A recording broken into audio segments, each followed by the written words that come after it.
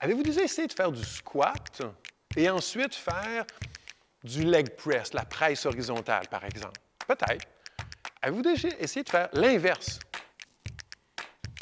Est-ce que c'est un péché de changer? Mais si au squat, vous arrivez pré-fatigué, par exemple, est-ce que si je fais mes squats avant ou après mon cardio, ça va influencer? C'est toujours le même foutu squat. Toujours. Mais il est coloré différemment. J'arrive dans un autre état. Un squat avec des sauts après ça, un squat. Différent aussi. Donc, les grands coachs utilisent toujours les mêmes 10, 12, 15 exercices.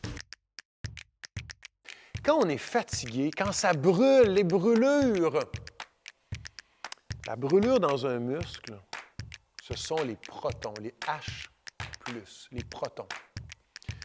Le lactate, malheureusement, a été mis au banc des accusés pendant longtemps parce que quand un individu était fatigué, on prenait des mesures dans son muscle et on se disait « il est fatigué, je vois du lactate », donc on avait associé une cause à effet.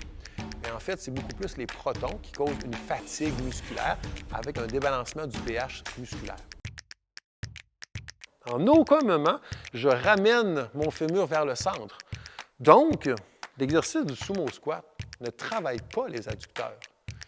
Ils sont étirés, je suis placé dans une position d'abduction. À partir de maintenant, ils ne font pas de travail. Ils sont placés et le mouvement du genou, c'est le quadriceps. Le mouvement de la hanche, c'est le grand fessier. Donc, de se placer en sumo squat, c'est pas que c'est un mauvais exercice. Il faut le faire pour les bonnes raisons. On ne peut pas penser que nos adducteurs travaillent. Ils vont travailler à condition que le fémur se rapproche de la ligne médiane.